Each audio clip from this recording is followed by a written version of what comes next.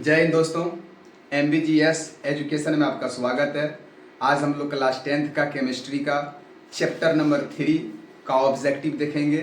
जैसे आपका यहाँ थंबनेल में लगा हुआ है, धातु और अधातु का ऑब्जेक्टिव देखेंगे आज हम लोग।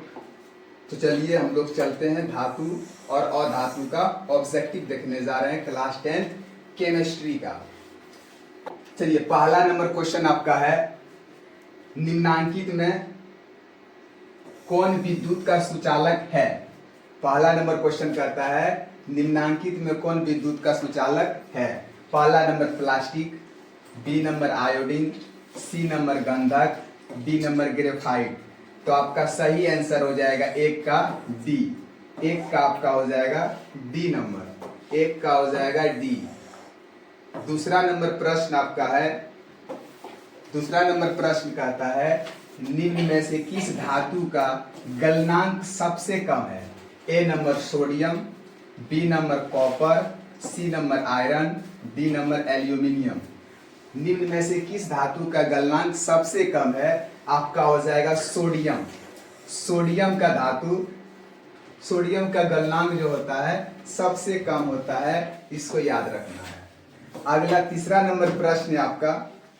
तीसरा नंबर प्रश्न है, ड्यूरालियम किस धातु का मिश्र धातु है। ड्यूरालियम किस धातु का मिश्र धातु है। पहला नंबर आयरन, दूसरा नंबर स्टेनस, तीसरा नंबर एल्यूमिनियम, चौथा नंबर कॉपर। यहाँ पे याद रखना आपको, जो सी नंबर आपका बबुआ, सी नंबर एल्यूमिनियम आपका जो है वो ड्यूरालियम का मिश्र धातु है। ड्यूरालियम का मिश्र धातु आपका एल्यूमिनियम होगा। अगला प्रश्न चलेंगे, चौथा नंबर, सबसे कठोर प्राकृतिक पदार्थ है। सबसे कठोर प्राकृतिक पदार्थ कौन है। तो आपका याद रखना, आपको यहाँ पे यहाँ मिस्टेक हो गया है, यहाँ हो जाएगा बी, यहाँ हो जाएगा सी, आपका जो है ये हो जाएगा हीरा। पहला नंबर बोल रहा लोहा, दूसरा नंबर चांदी, तीसरा सोना, चौथा डी नंबर बोल रहा हीरा। सबसे कठोर जो प्राकृतिक में पदार्थ होता है वो होता है हीरा। सबसे कठोर जो प्राकृतिक में पदार्थ होता है प्रकृति में, वो हो जाता है आपका हीरा। पांचवा नंबर प्रश्न है, कौन सा अधातु कमरे के तापमान पर तरल अवस्था में पाया जाता है।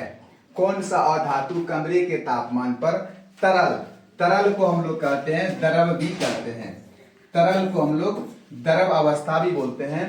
पहला नंबर आपको बोल रहा मरकरी, दूसरा नंबर ब्रोमीन, तीसरा नंबर सल्फर, चौथा नंबर सोडियम।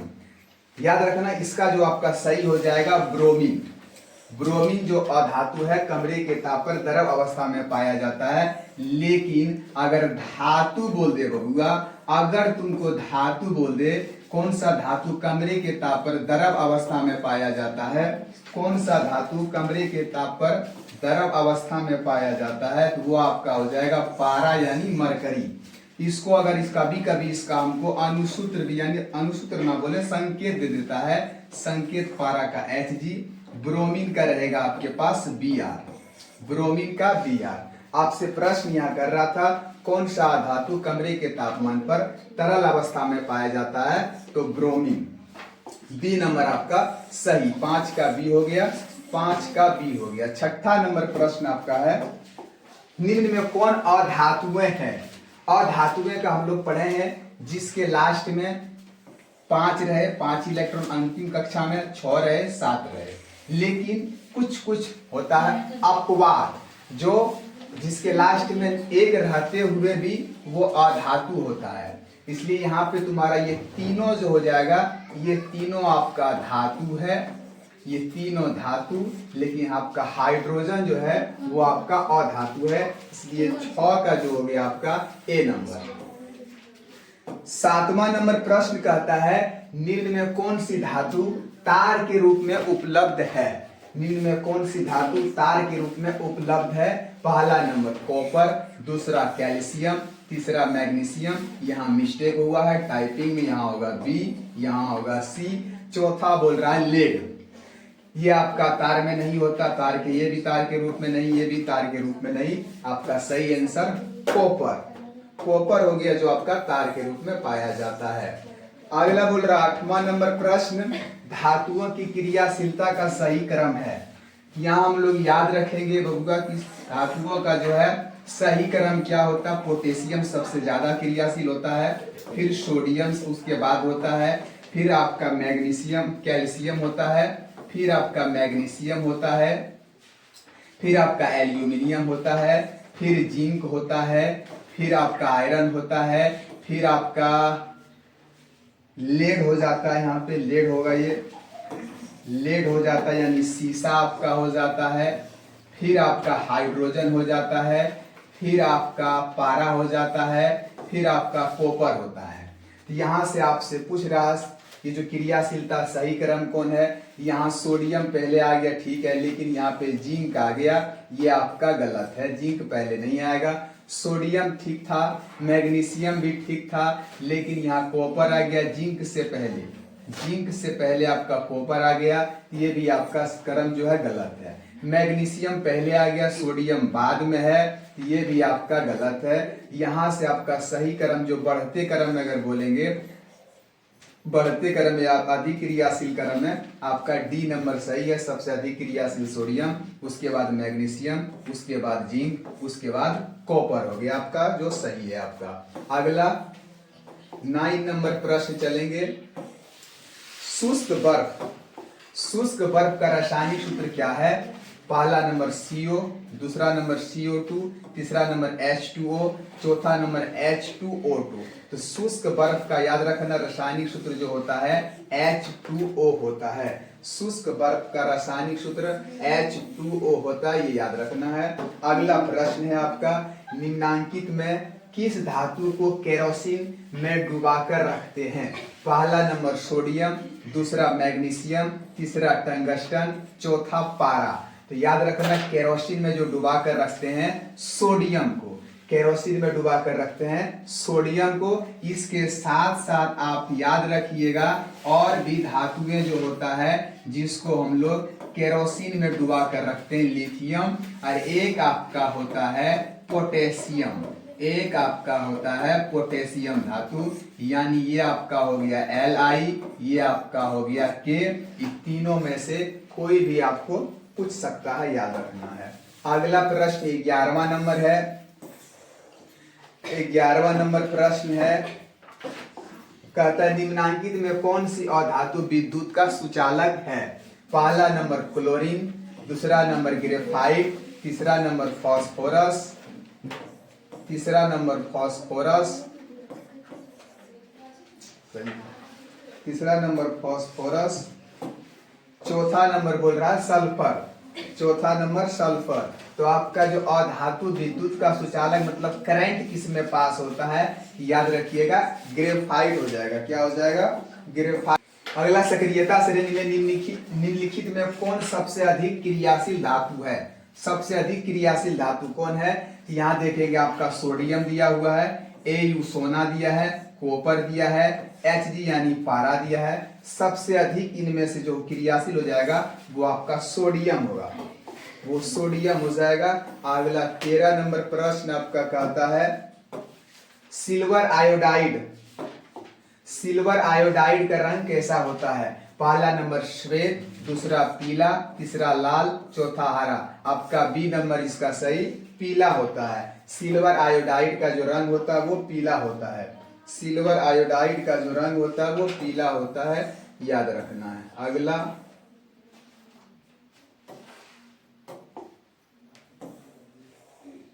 14 नंबर प्रश्न है आपका, 1 ग्राम सोने से 2 किलोमीटर लंबी तार खींची जा सकती है। धातु में यह गुण धर्म क्या कहलाती है।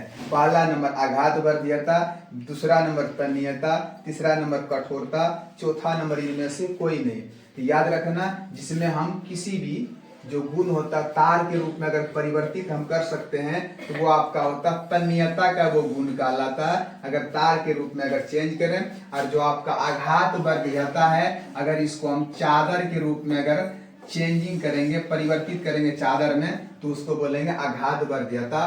तो सबसे ज्यादा तन्यता जो धातु होता है वो आपका सोना होता है, वो आपका क्या हो जाता है, सोना। अगला प्रश्न आपका है 15 नंबर प्रश्न कहता है निम्नलिखित में से किस धातु को चाकू से आसानी से काटा जा सकता है? पहला नंबर एल्यूमिनियम, दूसरा सोडियम, तीसरा Mg यानी मैग्नीशियम, चौथा कॉपर। तो याद रखना, चाकू से जिसको हम काट सकते हैं वो आपका है सोडियम। और इसके साथ साथ और भी ऑप्शन में आपका रह सकता है कभी कभी, एक लिथियम, दूसरा पोटेशियम को भी चाकू से आसानी से हम लोग काट सकते हैं। 16 नंबर प्रश्न है आपका, 16 नंबर प्रश्न है। 16 नंबर कहता है निम्नांकित में से कौन उपधातु है? पहला आयरन, दूसरा कॉपर, तीसरा निकेल, चौथा Sb को हम लोग बोलते हैं एंटीमनी।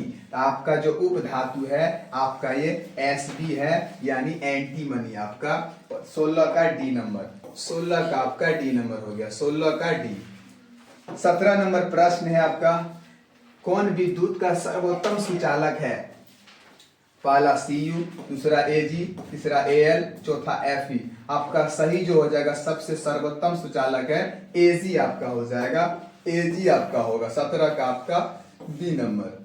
अगला प्रश्न 18वां नंबर, निम्नलिखित में से कौन सा धातु अधिक अभिक्रियाशील धातु है? सबसे ज्यादा अभिक्रियाशील कौन हो जाएगा?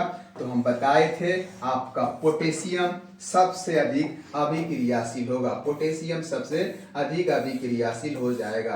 अगला 20 नंबर प्रश्न है, कोई धातु ऑक्सीजन के साथ अभिक्रिया कर उच्च गलनांक वाला यौगिक बनाता है, यह यौगिक जल में विलय है, वह तत्व निम्नांकित तत्वों में कौन हो सकता है? याद रखना, आपका जो है दो तत्व ऐसा है आपका जो ऑक्सीजन के साथ अभिक्रिया करके वो जल के साथ विलय हो जाता है, यानी ऑक्सीजन के साथ अभिक्रिया करके वो जल में विलय हो जाता है यानी घुल जाता है। वो आपका है कैल्शियम और एक है मैग्नीशियम। यहाँ देखेंगे दोनों में कौन ऑप्शन आपका मिल रहा है? आपका मिल रहा है कैल्शियम यानी सी नंबर सही। 20 का आपका हो गया सी नंबर सही। अगला देखेंगे 21वां नंबर प्रश्न। 21वां नंबर प्रश्न आपका है, वह धातु जो सिर्फ अम्लराज में घुलता है, वह धातु जो सिर्फ अम्लराज में घुलता है उसको क्या कहेंगे? तो आपका जो है एल्यूमिनियम, Ag, Fe, Au। जो धातु है आपका अम्लराज में कौन घुलता है? याद रखेंगे उसको सोना। सोना जो है आपका अम्लराज में घुल जाता है और अम्लराज को हम लोग एक्वारेजिया भी कहते हैं। अम्लराज को हम लोग क्या कहते हैं? एक्वारेजिया भी बोलते हैं। अम्लराज को हम लोग एक्वारेजिया भी कहते हैं, ये याद रखना है। अगला 22 नंबर प्रश्न। 22 नंबर प्रश्न कहता है जिंक तथा सल्फ्यूरिक अम्ल के बीच अभिक्रिया से निम्नलिखित में से कौन सी गैस निकलती है? देखिए बाबू, यहाँ पे बोल रहा है जिंक यानी Zn, आपका बोल रहा है सल्फ्यूरिक अम्ल यानी H2SO4। अगर ये दोनों रिएक्शन करेगा तो यहाँ से बन जाएगा आपका ZnSO4 और प्लस H2, यानी आपका कौन गैस निकल रहा है?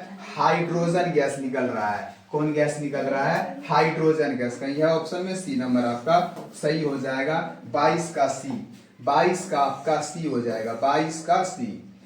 अगला प्रश्न है 23 नंबर। ऑक्सीजन की संयोजकता होती है आपका जो ऑक्सीजन का हो जाएगा वैलेंसी, वो आपका हो जाता है डी नंबर 2। ऑक्सीजन का वैलेंसी आपका हो जाएगा 2। अगला 24 नंबर प्रश्न आपका है, कहता है निम्नांकित में कौन सबसे अधिक अभिक्रियाशील है? सबसे ज्यादा अभिक्रियाशील इसमें आपका कौन हो जाएगा? ये तो होगा नहीं, ये भी होगा नहीं, ये भी होगा नहीं, आपका ए नंबर सही हो गया। 24 का ए, 24 का ए नंबर आपका हो गया, 24 का ए हो गया। अगला प्रश्न, निम्नलिखित में से कौन सा उत्पाद लेड नाइट्रेट को गर्म करने पर प्राप्त होता है? देख बबुआ, लेड नाइट्रेट का सूत्र होता PbNO3 का होल 2। इसको जब हम तोड़ब तो यहाँ हो जाए है PbO, यहाँ हो जाए NO2 और फिर प्लस O2। अब देखेंगे और आपका ऑप्शन में Pb तो कहीं है नहीं। अब देखते ये दोनों कहीं है तो डी नंबर में मिल रहा है NO2 कोमा O2। आपका 25 का हो जाएगा डी नंबर, 25 का डी नंबर। 26 नंबर प्रश्न कहता है जब मैग्नीशियम फीता को जलाया जाता है तो उत्पन्न आग की लो होती है, याद रखना चमकीला उजला होता है, या इसको सफेद भी कहते हैं, चमकीला उजला या सफेद बोलेंगे। अगला प्रश्न है आपका, अगला प्रश्न 27 नंबर, सोने की परमाणु संख्या होता है, सोना का जो परमाणु संख्या हो जाता है याद रखना है सी नंबर 79 हो जाता है, 79 सोने की परमाणु संख्या होता है, याद रखना सोने की परमाणु संख्या 79 होता है। अगला पूछ रहा है सोडियम फॉस्फेट का अणुसूत्र होता है, सोडियम फॉस्फेट का अणुसूत्र होता है, सोडियम का वैलेंसी 1, फॉस्फेट का PO4 का वैलेंसी आपका माइनस में 3 होता है, या 3 भी बोल सकते हैं उसको, 3 होता है, याद रखना यहाँ पे 3, फॉस्फेट का 3 होता है, यहां से हो जाएगा आपका Na3PO4, Na3PO4 कहां पे है, Na3PO4 आपका बी नंबर सही हो गया, बी नंबर सही हो जाएगा Na3PO4।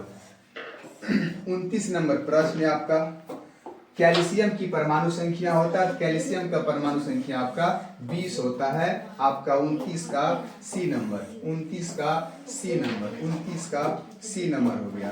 अगला 30 नंबर प्रश्न कहता है निम्नलिखित में किस कारण से सामान्य नमक का जलीय घोल विद्युत का सुचालक होता है, याद रखना इसका आंसर हो जाएगा धनावेश एवं ऋणावेश दोनों की विपरीत दिशा में गतियों के कारण जो होता है वो जो है इसका नमक का जलीय विलयन जो होता है वो विद्युत का सुचालक हो जाता है।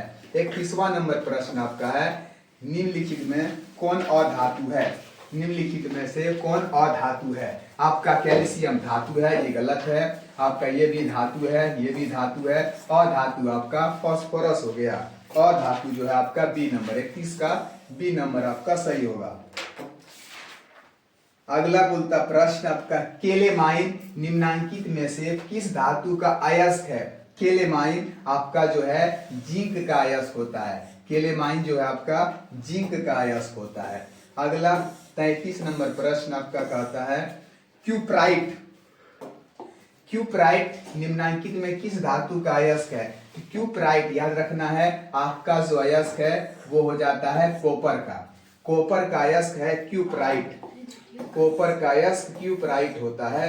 अगला 34 नंबर प्रश्न है आपका निम्न में कौन दो इलेक्ट्रॉन खोकर अस्थायी इलेक्ट्रॉनिक विन्यास प्राप्त करता है, बोलता है मैग्नीशियम, कॉपर, सोडियम, क्रोमियम, याद रखना आपका मैग्नीशियम जो है 2 इलेक्ट्रॉन दान करके यानी खो करके अस्थायी इलेक्ट्रॉनिक विन्यास प्राप्त करता है। आपका 35 नंबर प्रश्न है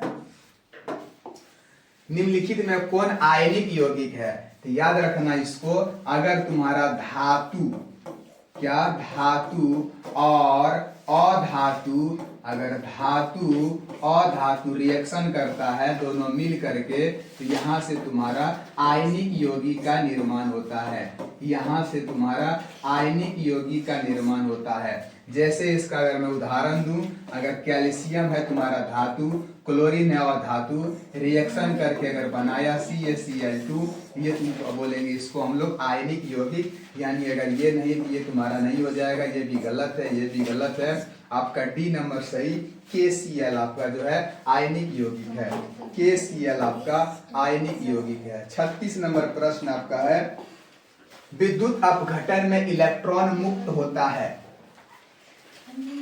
एनोड पर, कैथोड हो जाएगा, कैथोड, कैथोड पर, दोनों पर, कोई नहीं, इलेक्ट्रॉन बोल रहा मुक्त होता है, इलेक्ट्रॉन जो मुक्त होता है बबुआ याद रखिए, देखो पा हो गया ये पर होगा, कैथोड पर इलेक्ट्रॉन मुक्त होता है, विद्युत अपघटन में जो है कैथोड पर इलेक्ट्रॉन मुक्त होता है।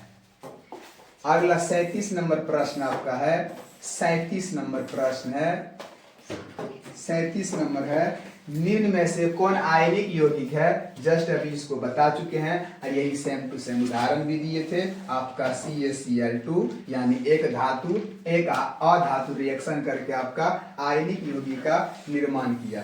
अगला प्रश्न है आपका 38 नंबर, 38 नंबर, इलेक्ट्रॉन के स्थानांतरण से बने यौगिक कहलाते हैं सेम टू सेम। अभी जो बता रहे थे, इलेक्ट्रॉन का स्थानांतरण अगर होता है उसको हम लोग बोलते हैं विद्युत संयोजी, इसको बोलेंगे विद्युत संयोजी, या इसका दूसरा नाम है आयनिक यौगिक, या इसका दूसरा नाम है आयनिक यौगिक, या इसका दूसरा नाम है आयनिक यौगिक। याद रखना, अगर इलेक्ट्रॉन के स्थानांतरण से बने यौगिक हो गए, या उसको बोलेंगे विद्युत संयोजी, या बोलेंगे आयनिक यौगिक। और अगर ये सहसंयोजी बोला जाए, यहाँ पे होता है इलेक्ट्रॉन का साझेदारी, इलेक्ट्रॉन का यहाँ होता है साझेदारी, यहाँ पे इलेक्ट्रॉन का क्या होता है साझेदारी, इलेक्ट्रॉन का यहाँ पे साझेदारी के द्वारा आपका बनता है सहसंयोजी यौगिक। और इलेक्ट्रॉन का स्थानांतरण होगा तो वो आपका बनेगा विद्युत संयोजी। अगला 39 नंबर प्रश्न है आपका, सोडियम की परमाणु संख्या है, सोडियम का जो परमाणु संख्या हो जाता है वो आपका 11 होता है, इसको याद रखना है। अगला प्रश्न 40 नंबर, विद्युत संयोजी या संयोजक यौगिक कार्बन डाइसल्फाइड होता है, मतलब जो आपका विद्युत संयोजक यौगिक होता है कार्बन डाइसल्फाइड, ये क्या होता है, घुलनशील होते हैं ये, या अल्प घुलनशील होते हैं, या बिल्कुल अघुलनशील होते हैं, या घुलनशील नहीं होते हैं। इनमें से आपका बी नंबर सही हो जाएगा, ये अल्प अघुलनशील होते हैं, बहुत कम घुलता है, ये अल्प अघुलनशील होते हैं। 40 नंबर आपका 40 का बी हो जाएगा। 41 नंबर प्रश्न है आपका, ऐसे तत्व जो इलेक्ट्रॉनों को त्याग कर धनात्मक आयन बनाते हैं कहे जाते हैं। याद रखना, जो इलेक्ट्रॉन को त्यागने का क्षमता जिसके अंदर होता है उसको हम लोग धातु बोलते हैं। और जो इलेक्ट्रॉन को ग्रहण करता है, याद रखना, ये इलेक्ट्रॉन को ग्रहण करता है, जो इलेक्ट्रॉन जिसके अंदर ग्रहण करने की क्षमता होता है उसको अधातु बोलेंगे। और जिसके अंदर इलेक्ट्रॉन को त्यागने की क्षमता होती है, जिसके अंदर इलेक्ट्रॉन को त्यागने की क्षमता होती है उसको हम लोग धातु बोलेंगे। आपका प्रश्न था, ऐसे तत्व जो इलेक्ट्रॉनों को त्याग कर धनात्मक आयन बनाते हैं कहे जाते हैं, उसको याद रखना, उसको धातु बोलेंगे। और ये इलेक्ट्रॉन को ग्रहण करके अधातु जो है ये आपका बना लेता है ऋणात्मक आयन, ये आपका बना लेता है ऋणात्मक आयन। तो आपका 41 का सी नंबर सही हो जाएगा। 42 नंबर प्रश्न आपका है, निम्नलिखित में कौन अक्रिय गैस है, अक्रिय गैस का मतलब जिसका अष्टक पूरा हो, कार्बन है, इसका अष्टक बबुआ पूरा नहीं होता है, ये इसका भी अष्टक पूरा नहीं रहता है, इसका भी अष्टक पूरा नहीं रहता। हीलियम, हीलियम जो आपका है ये आपका अक्रिय गैस है, हीलियम आपका अक्रिय गैस है। अगला बोलता है गंधक की परमाणु संख्या है, गंधक का परमाणु संख्या 16 होता है। गंधक का दूसरा नाम जानते हैं, उसको सल्फर भी बोलते हैं, गंधक का दूसरा नाम होता है सल्फर, गंधक को सल्फर भी बोलते हैं, इसलिए आपका 43 का सी नंबर सही हो जाएगा। 44 नंबर प्रश्न है आपका, निम्नलिखित में किस तत्व में संयोजी इलेक्ट्रॉनों की संख्या सबसे अधिक है। संयोजी इलेक्ट्रॉन हम बताए थे, या पता अगर होगा सबसे लास्ट में, सबसे लास्ट या सबसे अंतिम कक्षा, सबसे अंतिम कक्षा में, सबसे अंतिम कक्षा में, सबसे अंतिम कक्षा में, कक्षा में उपस्थित, सबसे अंतिम कक्षा में उपस्थित, सबसे अंतिम कक्षा में उपस्थित इलेक्ट्रॉन की संख्या, सबसे अंतिम कक्षा में उपस्थित इलेक्ट्रॉन की संख्या को हम लोग संयोजी इलेक्ट्रॉन बोलते हैं। अगर आप सिलिकॉन का निकालिएगा इलेक्ट्रॉनिक विन्यास, सिलिकॉन का आपका होता है 284, यानी 284 हुआ। अगर एल्यूमिनियम का निकालेंगे तो 283, यहाँ पे सबसे लास्ट में हुआ 4, इसमें सबसे अंतिम कक्षा में 3 इलेक्ट्रॉन। अगर फास्फोरस का निकालते हैं 285, यहाँ देख रहे हैं 5 है। अगर सोडियम का निकालते हैं 281, यहाँ पे देखेंगे अगर सबसे लास्ट अंतिम कक्षा में इलेक्ट्रॉन सबसे अधिक बोल रहा है, सबसे अधिक किसका है, यहाँ पे आपका ये 5 दिख रहा है, यानी फास्फोरस आपका सी नंबर। 44 का आपका हो जाएगा सी नंबर। 45 नंबर प्रश्न आपका है, मालाचाइट किस धातु का अयस्क है। मालाचाइट जो है किस धातु का अयस्क है, तो इसको याद रखना, मालाचाइट आपका कॉपर का, मालाचाइट जो है आपका कॉपर धातु का अयस्क है मालाचाइट। अगला प्रश्न है आपका, अगला प्रश्न है जिंक ब्लेंड जिंक ब्लेंड निम्नांकित में किस धातु का अयस्क है? यहाँ याद रखना, जिंक ब्लेंड जो आपका हो जाएगा वो जिंक धातु का अयस्क है, वो जिंक धातु का अयस्क आपका जिंक ब्लेंड। अगर Hg का पूछा जाए तो इसका अयस्क होता है सिनेबार, इसका अयस्क होता है सिनेबार। अगर आपसे लोहा का पूछा जाए तो हेमेटाइट, हेमेटाइट होता है लोहा का। अगर एल्यूमिनियम का पूछा जाए ये होता है आपका बॉक्साइट, इसका होता है बॉक्साइट।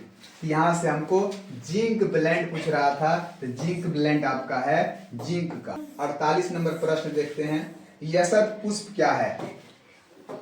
यशत पुष्प क्या है? तो ZNO को हम लोग बोलते हैं यशत पुष्प। यशत पुष्प आपको ZNO को बोलते हैं, याद रखना। 49 नंबर प्रश्न आपका है, 49 नंबर प्रश्न है, जल के वैद्युत अपघटन में कैथोड पर कौन सी गैस मुक्त होती है? याद रखना, कैथोड पर जल अपघटन के दौरान कौन सी जो है आपका कैथोड पर मुक्त होती है? वो आपका हो जाएगा हाइड्रोजन, जो है आपका कैथोड पर मुक्त होता है, हाइड्रोजन गैस कैथोड पर मुक्त होता है। 50वां नंबर प्रश्न है आपका, 50 नंबर प्रश्न है, 50वां नंबर प्रश्न है, वैद्युत अपघटनी परिष्करण में अशुद्ध धातु को बनाया जाता है। याद रखना, अशुद्ध धातु को हम लोग एनोड बनाते हैं, अशुद्ध धातु को एनोड बनाते हैं, और अगर शुद्ध धातु बोलते हैं तो शुद्ध धातु को हम लोग कैथोड बनाते हैं। 51 नंबर प्रश्न है, बॉक्साइट निम्नलिखित में से किस धातु का अयस्क है? Magnesium, sodium, aluminium, barium. तो आपका बॉक्साइट अभी जस्ट बताए थे पहले, आपका सी नंबर एल्यूमिनियम का अयस्क है। 52 नंबर प्रश्न है, पारे, पारे का अयस्क है बॉक्साइट, हेमेटाइट, मैग्नेटाइट, सिनेबार। तो पारा का जो अयस्क होता है वो आपका सिनेबार होता है। अगला प्रश्न 53 नंबर, जस्ता का अयस्क है, जस्ता यानी जिंक, जस्ता को हम लोग जिंक भी बोलते हैं, जस्ता को हम लोग जिंक भी कहते हैं। जिंक का अयस्क है cinnabar, bauxite, zinc blende, sodium chloride. आपका जो हो जाएगा जस्ता का, यहाँ मिस्टेक हुआ है बी, यहाँ पे सी हो जाएगा। आपका जिंक ब्लेड जो है जस्ता का अयस्क है। 54 नंबर प्रश्न है आपका, 54 नंबर प्रश्न है, निम्नांकित में कौन सी धातु सर्वाधिक तन्य है? तन्य का मतलब जिसको हम लोग तार के रूप में कन्वर्ट कर सकते हैं, तार बना सकते हैं। सोना, लोहा, तांबा, जस्ता, ये भी तो तार होता है। इसका तार नहीं होता, इसका तार नहीं, सोना का। सबसे अधिक बोल रहा है तो सोना का, सबसे अधिक बोल रहा है तो सोना, सबसे अधिक तन्य जो होता है सोना। अगला 55 नंबर प्रश्न है, लोहा को जिंक से लेपित करने की क्रिया को कहते हैं विद्युत लेपन, संक्षारण, विद्युत अपघटन, गैल्वनीकरण। आपका सही आंसर हो जाएगा गैल्वनीकरण। लोहा को जिंक से लेपित करने की क्रिया को गैल्वनीकरण कहते हैं, यानी आपका 55 का डी नंबर सही, 55 का डी। 56 नंबर आपका है, शुद्ध सोना कितने कैरेट का होता है? याद रखना, शुद्ध सोना जो आपका होता है 24 कैरेट का होता है, और आभूषण अगर बनाना है सोना का तो वो होता है 22 कैरेट का। अगर सोना का आभूषण बनाएंगे तो वो लेंगे 22 कैरेट का सोना लेंगे, और शुद्ध बोला जाए तो 24 कैरेट का होता है। शुद्ध सोना 24 कैरेट का होता है। अगला प्रश्न है, कॉपर एवं टीन के मिश्र धातु को क्या कहते हैं? कॉपर एवं टीन के मिश्र धातु को क्या कहते हैं? कॉपर एवं टीन दे दिया है आपका Cu यानी Sn। कॉपर एवं टीन जो हो जाएगा आपका, कॉपर एवं टीन जो हो जाएगा वो होता है कांसा। कॉपर एवं टीन मिलेगा तो कांसा होता है, कॉपर एवं टीन मिलेगा तो कांसा बनता है। अगला प्रश्न, सीसा टीन, सीसा टीन यानी Pb, यानी Pb को Sn के साथ मिलाएंगे तो क्या बनेगा? ये हो गया आपका सोल्डर, ये हो गया आपका सोल्डर बनेगा। सीसा और टीन की मिश्र धातु को सोल्डर कहते हैं, सोल्डर। 59 नंबर प्रश्न आपका है, 59 नंबर प्रश्न है, लंबे समय तक लोहे की कांटी को आर्द्र वायु में छोड़ देने पर उसकी सतह पर किस रंग की परत पड़ जाती है? पहला बोलता है लाल रंग की, दूसरा पीले रंग की, तीसरा काले रंग की, चौथा भूरे रंग की।